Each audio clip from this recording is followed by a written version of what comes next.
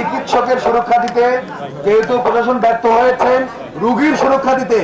ভর্তি রোগীর খুন কনফার্ম হয়েছে আমাদের ইমার্জেন্সি কমপ্লেক্সের ভিতরে। এতে আমরা কি বুঝতে পারি? আমরা চিকিৎসকরা এখানে সুরক্ষিত না, আমার ভর্তি রোগী সুরক্ষিত না, আমার সিস্টার সুরক্ষিত না, আমার ওয়ার্ড বয় সুরক্ষিত না, এখানে কেউই সুরক্ষিত না। সেই জন্য এবং ঘটনার 18 ঘন্টা পার হওয়ার পর এখন পর্যন্ত কোনো মামলা রুজু হয় নাই এবং গ্রেপ্তার করা তো আরো অনেক পরের কথা। তাই আমরা প্রশাসনের ব্যর্থতা এবং আমাদের ভাইয়ের অ্যাটেম্পট টু মার্ডার ক্লেমের কারণে, রোগীর হত্যার কারণে আমরা কমপ্লিট শাটডাউন কর্মসূচির আহ্বান করছি।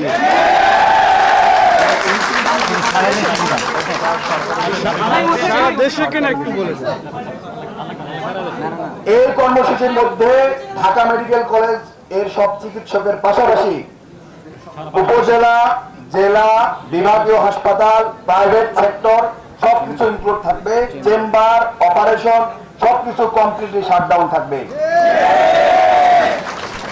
আমাদের দাবিগুলো আমি একটু পয়েন্ট আউট করতে চাই।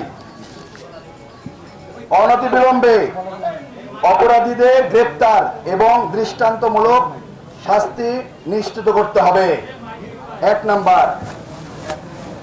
2 নাম্বার, ঢাকা মেডিকেল কলেজ সহ দেশের সকল উপজেলা, জেলা, সদর, বিভাগীয় হাসপাতাল সমূহে আর্মি সহ সকল সিকিউরিটি ফোর্স 24 ঘন্টা সশরীরে উইথ আর্ম সশরীরে দাঁড়ায় থাকবেন আমাদের ডক্টরদের সুরক্ষার জন্য এবং এটা 24 ঘন্টার মধ্যে নিশ্চিত করতে হবে।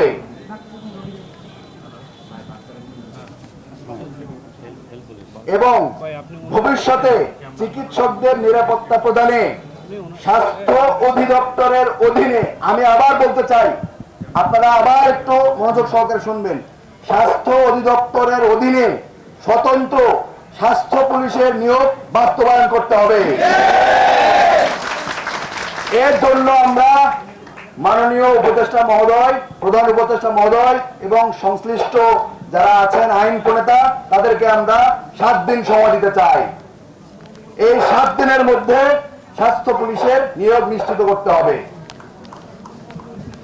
4 নাম্বার, কার্যকর এবং সময় উপযোগী স্বাস্থ্য সুরক্ষা আইন অতি দ্রুত প্রণয়ন এবং সংস্কার করে এর দ্রুত বাস্তবায়ন করতে হবে।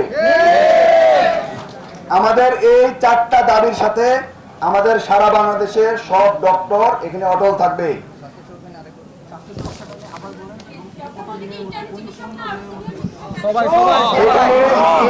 মেডিকেল স্টুডেন্ট, ইন্টার্ন, নার্স এবং ডক্টর সবাই ইনক্লুডেড থাকবে। আমাদের এই দাবি যতক্ষণ পর্যন্ত না প্রশাসন আমাদেরকে আমাদের সুরক্ষা নিশ্চিত করতে পারবে ততক্ষণ পর্যন্ত আমাদের কর্মসূচি থাকবে এবং দুপুর 2টা থেকে আমাদের এই বাগান গেটে ঢাকা মেডিকেল কলেজ আমাদের মানববন্ধন কর্মসূচি অব্যাহত থাকবে।